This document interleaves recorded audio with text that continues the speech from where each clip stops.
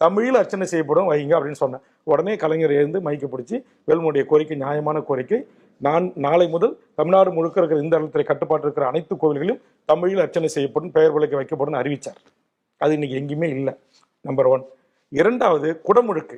நீங்க நாம் தமிழர், தமிழ் தேசிய பேர் இயக்கம், தமிழக வாழ்வுரிமை கட்சி, கரூர் ராஜேந்திரன் என்கிற ஒரு வழக்கறிஞர், இப்படி எண்ணற்ற தமிழ் தேசிய தமிழர் அமைப்புகள் மதுரை உயர்நீதிமன்றத்தில், சென்னை உயர்நீதிமன்றத்தில் தொடர்ந்து வழக்கு தொடுத்து அவங்க போராடி குடமுழுக்கு தமிழில் செய்யணும், சமஸ்கிருதத்திலையும் செய்யட்டும், ஆனால் தமிழில் கண்டிப்பாக செய்யணும் அப்படின்றாங்க. தமிழ்நாட்டில் எங்கேயுமே குடமுழுக்கு நன்னீராட்டு தமிழில் நடைபெறது இல்லை.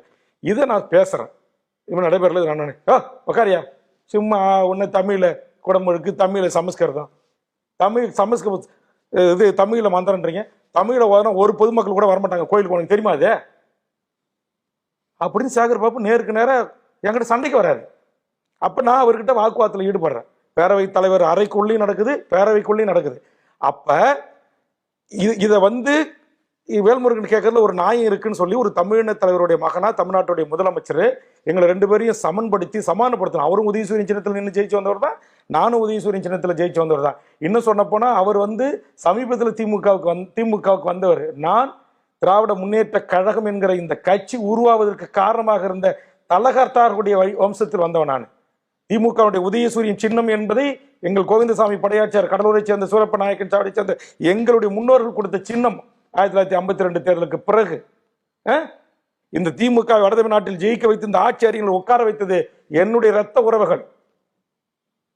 ஒரு மறைந்த வீரபாண்டியார், ஒரு மதுராந்தகத்தார், ஒரு துரைமுருகனார், ஒரு செஞ்சி ராமச்சந்திரன், ஒரு ஏஜி கோவிந்தசாமி படையாச்சி, ஒரு டாக்டர் நந்தகோபாலகிருஷ்ணன், ஒரு நெல்லிக்குப்ப கிருஷ்ணமூர்த்தி சட்டமன்றத்தில் அவமானப்படுத்துகின்ற போது எழுந்து அந்த அமைச்சருக்கு வக்காலத்து வாங்குவது போல் மாண்புக்கு தமிழ்நாடு முதலமைச்சர் எழுந்து பேசுறார்.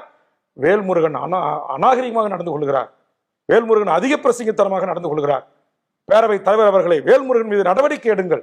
நான் கேட்கிறேன், ஒரு பேரவைத் தலைவர் அவைக்கு முன்னாடி போய் தமிழில் குடமுழுக்கு செய்யுங்க, தமிழில் அர்ச்சனை செய்யுங்க அப்படின்னு கேட்டு என் இருக்கிலிருந்து எழுந்து போய் நான் கேட்பது தவிர? அவை குறிப்பில் இருக்கு, வீடியோக்கள் இருக்கு, புட்டேஜ் இருக்கு. உங்களை பொண்ணு மூத்த பத்திரிகையாளர் வாங்க, இந்த புட்டேஜை காட்டுங்க, அதை உட்காந்து பாருங்க, அதில் என்ன தப்புன்னு கேளுங்க. ஏன் நீங்க போய் பேரவைத் தலைவருக்கு முன்னாடி உட்காந்து போராட்டம் பண்ணலையா? ஏன் பேரவைத் தலைவர் தனபாலை தூக்கி வீசி விட்டு பேரவைத் தலைவர் உட்காந்து அந்த இருக்கையில் உட்கார்ந்து நீங்க கலாட்டா பண்ணலையா? வேல்முருகன் அப்படி செஞ்சானா?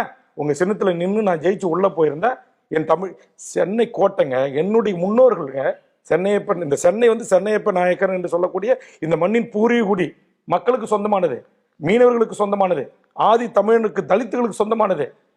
இந்த மண்ணின் பூர்வீகுடி மக்களுடைய இடத்தை தான் போர்த்துகீசியருக்கு வாடகை